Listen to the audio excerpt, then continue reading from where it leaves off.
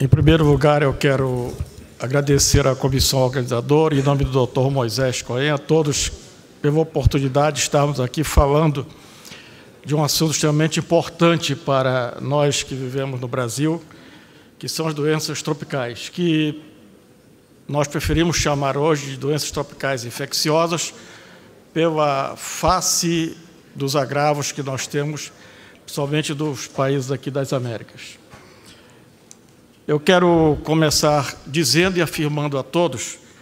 de que os mais de 40 anos de trabalho que eu tenho com essas doenças aqui no Brasil e nas Américas me permitem dizer que essas doenças jamais poderão ser considerados de risco ou de insucesso para a realização da Copa do Brasil, que é o que nós vamos procurar mostrar no decorrer dessa explanação hoje aqui. Na realidade, as cidades que vão abrigar a Copa no Brasil, todas elas são de população considerável, à exceção de Cuiabá, que tem menos de 1 milhão de habitantes, todas as demais têm acima de 1,5 milhão de habitantes. Ou seja, são cidades de população considerável, que raramente não ocorre quando um evento desse se realiza na Europa. E o que nós temos que olhar um pouco para essa situação é qual é a experiência que o país e alguns estados têm com relação a eventos de massa. Por exemplo, o país deu alguns exemplos recentemente com a realização da Jornada da Juventude Católica, onde mais de 2 milhões de pessoas foram para o Rio de Janeiro, e foi possível, através dos planos de contingência e de ações lá montados, fazer a conferência sem maiores atropelos ou agravos. Da mesma forma, na Copa das Confederações, onde 6 estados e 6 capitais realizaram o evento também sem maiores atropelos. No estado do Amazonas, nós temos alguns eventos que se concentram em Manaus, que é uma cidade que tem 1,8 milhão de habitantes, que nós trabalhamos a experiência desses eventos para o que vai acontecer agora durante a Copa do Mundo. Nós temos eventos lá que concentram 200 mil pessoas, que são em Manaus, e outros fora de Manaus, como é o exemplo do Festival de Parintins, que é um festival folclórico contido do calendário internacional, que nunca reúne menos de 80 mil pessoas, das quais cerca de 50 mil pessoas vêm de outros locais para essa cidade, que é uma ilha, onde é realizado o festival. E ali nós montamos sempre um plano de contingência e ação para que o festival seja realizado. E nos últimos 2 anos nós temos trabalhado com a perspectiva do que vai ocorrer durante a Copa do Mundo. Até porque esse festival também é na mesma época, logo pós-Copa, ou seja, é sempre na última semana, durante a Copa, é na última semana do mês de junho. O que se passa com essas doenças é de que muitas delas estão ligadas, na realidade, à transmissão por vetores alados, ou seja, pelos mosquitos, na realidade. E a região amazônica brasileira, parte do centro-oeste, também como outras regiões do mundo, como parte da África, toda a África e parte da Ásia, pela sua grande coleção hídrica, pelo clima quente e úmido, é extremamente favorável ao desenvolvimento de mosquitos, e alguns deles que vivem lá na floresta. Outros, por contingência, vão se urbanizando e podem participar da transmissão de doenças. E quando nós montamos um plano de contingência, nós sempre trabalhamos com 2 perspectivas. Uma delas é da entrada de patógenos e a outra dela é de saída, porque quando nós temos muitas pessoas chegando, também elas vêm e com elas podem estar chegando alguns patógenos que podem ali se instalar. Por isso é que nós montamos sempre na estratégia epidemiológica de trabalho essas situações. Com relação a esses vetores, o que é que nós temos hoje de importância? Nós temos, por exemplo, o dengue de transmissão nas áreas urbanas brasileiras. Agora, é bom que se diga de que o dengue é extremamente sazonal no Brasil. Ou seja, nós temos apenas menos de 10% de transmissão da dengue na época em que a Copa vai ser realizada. E quem responde pela transmissão da dengue é o Aedes, que é o mosquito que é urbanizado, e em alguns locais o Albopictus, que é um mosquito importado da Ásia, que entrou aqui por Vitória, no Espírito Santo, depois foi ao Rio de Janeiro, disseminou-se pelo Brasil inteiro, mas que não tem um papel ainda considerável na transmissão da dengue. E algumas outras doenças, como leishmanioses, filarioses, que utilizam outros mosquitos, e a febre amarela silvestre, porque nós não temos no Brasil febre amarela urbana, ela está erradicada há mais de 6 décadas, e a febre amarela silvestre é transmitida por hemagogos que vivem na floresta, que lá fazem uma interface com os macacos, são portadores do vírus, e quando o homem adentra a floresta, ele ocupa o espaço do macaco, e aí ele pode ser contaminado, e se não estiver vacinado, pode adoecer. Da mesma forma, o que ocorre com a malária, é que o Brasil foi um país que contribuiu muito internacionalmente para o adoecimento de malária. Quando nós começamos a campanha de controle, e que primeiro foi de erradicação da malária e depois migrou para controle no país, aí no final da década de 50, o país tinha em torno de 70 milhões de habitantes e tinha em torno de 5 milhões de casos de malária por ano. Tinha malária desde a Baixada Fluminense até no Amapá, em Santa Catarina, em todos os locais. Ou seja, hoje a malária está restrita à região amazônica, está restrita à região amazônica e, na realidade, em 2000, se desenvolveu um plano de intensificação do controle da malária no Brasil, porque é um estudo que nós havíamos feito na época com o ministro Serra, mostramos de que, se não se intervisse aqui, o Brasil, nos próximos 5 anos, ia ter 1 milhão de casos de malária. Nessa ocasião, esse plano foi instalado e, em 2012, nós tivemos já só 241 mil casos e, em 2013, nós fechamos com 186 mil casos de malária apenas. O estado onde eu moro, que faz parte da Amazônia Legal, que é o estado do Amazonas, ele ainda contribui com um percentual significativo dos casos de malária. Desses 168 mil casos registrados em 2013, cerca de metade deles ainda foram no Amazonas, porque é um estado de muita movimentação,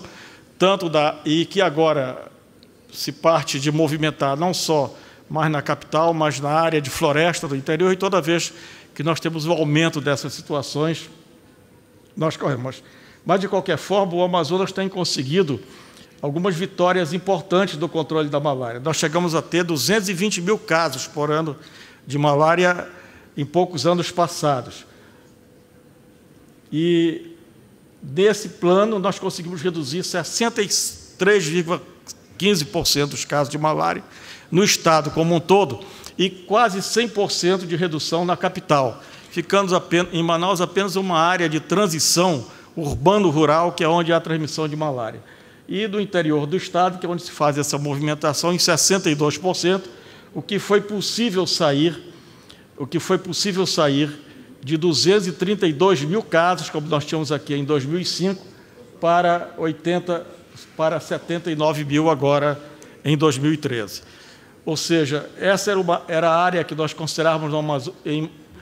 Manaus, principalmente de transmissão nessa urbano-rural de alto risco. Hoje não existe mais nenhuma área de transmissão de alto risco em Manaus, toda ela está de médio risco, ou seja, a chance de adoecimento é menos de 10 de cada 1.000 pessoas que ali vivem. E, com isso, nós temos uma outra doença, que é a febre amarela, silvestre apenas, como eu mencionei ainda há pouco, que tinha uma configuração interessante. A malária está toda concentrada na região amazônica, a febre amarela estava também concentrada na região amazônica. A intensificação da vacinação na região amazônica fez com que a febre amarela reduzisse significativamente na região amazônica e começasse a aparecer na área extra-amazônica, principalmente por causa do turismo de selva e principalmente dos estados da região centro-oeste e um pouco do sul do Brasil. E, com isso, nós tivemos uma mudança no padrão de transmissão da febre amarela, mas que, com o aumento da cobertura vacinal, foi possível reduzir sensivelmente, ou seja, o número absoluto de casos de 47 cai para menos de 5 casos ou 6 casos a cada ano, ou seja, e é uma doença para a qual o Brasil tem uma vacina extremamente eficaz e eficiente, ou seja, uma pessoa vacinada contra a febre amarela com a vacina que nós produzimos, ela desenvolve imunidade por 10 anos de quase 100%, e no 15º ano ela ainda tem níveis de anticorpos protetores acima de 60%. Ou seja, a recomendação é que qualquer pessoa que viaje para a região amazônica e para o centro-oeste que deva estar vacinado contra a febre amarela, porque aí, embora não tenha transmissão na área urbana, mas nem sempre que quem vai para essa região fica somente na área urbana, vai fazer uma visita as áreas de floresta ou de margem de rios, onde há a transmissão da doença. Com relação à dengue, inclusive Nature publicou um trabalho, eu acho que essa semana agora, uma entrevista de um pesquisador dizendo que dengue representa um risco para a realização da Copa do Brasil. Na realidade, o pesquisador cometeu o viés de não pegar os dados estatísticos de sazonalidade da dengue no Brasil e o que nós estamos fazendo e o que vem sendo feito em relação ao combate ao controle da dengue. Como eu já mencionei anteriormente, quando nós chegarmos no mês de junho, nós temos menos de 10% de intensidade da transmissão da doença aqui no Brasil. E, de qualquer forma, os números da doença têm caído significativamente nos últimos anos. Aqui nós temos uma alça epidemiológica que representou a entrada do sorotipo 4 da dengue, que veio da Venezuela, por Boa Vista, Roraima, passou por Manaus e de lá se espalhou para o Brasil inteiro. Hoje nós temos o sorotipo 4 com transmissão no Brasil inteiro. Mas a presença dos 4 sorotipos, a transmissão só se torna intensa em razão da quantidade de Aedes que nós temos nas áreas urbanas. Como essa facilitação de crescimento da população de mosquitos se faz exatamente durante as estações chuvosas, à medida que a estação chuvosa regride e a população contribui mais com vasilhames e recipientes que não sirvam de criadouros, nós temos o declínio da transmissão, que em 2013 foi extremamente benéfica aqui no Brasil. No Amazonas, fora de Manaus, nós temos alguns focos de incidência de dengue, mas bem localizado em algumas áreas e de pouca movimentação também. Uma outra doença que é importante, transmitida por mosquito, é a leishmaniose, tanto a tegumentária americana quanto o calazar. Mas são doenças essa aqui de relação tipicamente rural, ou seja, esse mosquito mora na floresta e, à medida de que o homem adentra, é que ele... As doenças diarreicas agudas, que já foram, inclusive, abordadas aqui como uma causa do Sri Lanka, como nós vimos agora, de importante contribuição de mortalidade precoce, mas toda vez que nós fazemos investimentos na qualidade, higiene e uso dos alimentos e da água com a vigilância sanitária, elas podem ser reduzidas consideravelmente. As hepatites virais, no Brasil nós temos tanto a hepatite A quanto a hepatite B, mas o programa de vacinação contra a hepatite B do Brasil, ele alcança níveis bem significativos de vacinação, de proteção, chegando a quase 90% da população protegida, e quem está vacinado contra o vírus B, indiretamente está protegido contra o vírus Delta, que habita a região amazônica brasileira como um todo. A incidência de hepatite A está na variação também dessa relação com a água da região no Amazonas, principalmente nós tivemos o crescimento da hepatite A, que foi função das enchentes excessivas que nós tivemos naquela região nos últimos anos. Essa é uma outra doença relacionada às enchentes e alagações, que é a leptospirose, que também, a tendência epidemiológica dela é exatamente em função de quanto tem mais enchente ou mais alagação, principalmente nas áreas urbanas, de aumentar a transmissão. AIDS eu não vou mencionar, porque já fui objeto ontem do secretário de Saúde, ou quem representou aqui a Secretaria de Saúde de São Paulo, e eu procuro encerrar dizendo a todos vocês de que essas doenças, da forma como o Brasil trabalha, e a oportunidade que nós temos de capacidade instalada, tanto na vigilância sanitária, quanto na epidemiológica, na vigilância de saúde como um todo, e a oportunidade que nós temos de diagnosticar e tratar essas doenças, e a capacidade técnica que nós temos instalada no país como um todo, ou seja, tanto no que diz respeito à atenção ao paciente, no que diz respeito ao diagnóstico, quanto na produção do conhecimento, jamais se poderá construir em qualquer entrave. Por exemplo, no Amazonas, nós temos uma fundação de medicina tropical, da qual eu sou um dos fundadores, já aposentado como pesquisador titular, que é responsável, na realidade, pela assistência, ensino e pesquisa nesta área. Ela cuida, na realidade, de um arco grande, tanto na graduação, no ensino da graduação, quanto da pós-graduação, com curso de mestrado e doutorado para a área, e tem a área da assistência, porque para se fazer um bom ensinamento tem que fazer uma boa assistência. Para se fazer uma boa assistência e produzir conhecimento tem que fazer um bom ensino também. E essa possui instalações muito boas do que diz respeito tanto à área hospitalar para diagnóstico, quanto para o tratamento de urgência e emergência dos pacientes. E isso possibilita com que nós tenhamos, nessa instituição, inclusive, está sendo instalada agora e vai ficar como legado da Copa, a Clínica do Viajante, que vai funcionar durante a Copa e já vai ficar em definitivo com uma parte importante para o turismo do Amazonas. Na região amazônica, nós vemos muito em contato com a água. Esse é o olhar de uma criança que sempre como se estivesse contemplando o infinito, mas com uma esperança voltada para aquilo que nós podemos fazer pela vida das pessoas que vivem, principalmente nas áreas de floresta. Lá as pessoas se movimentam muito pelos rios, os rios constituem as estradas das pessoas, mas tem também uma das mais belas casas de ópera, esse é o Teatro Amazonas, onde, a partir de abril, todos os anos, tem um festival internacional de ópera muito importante e faz parte do calendário cultural,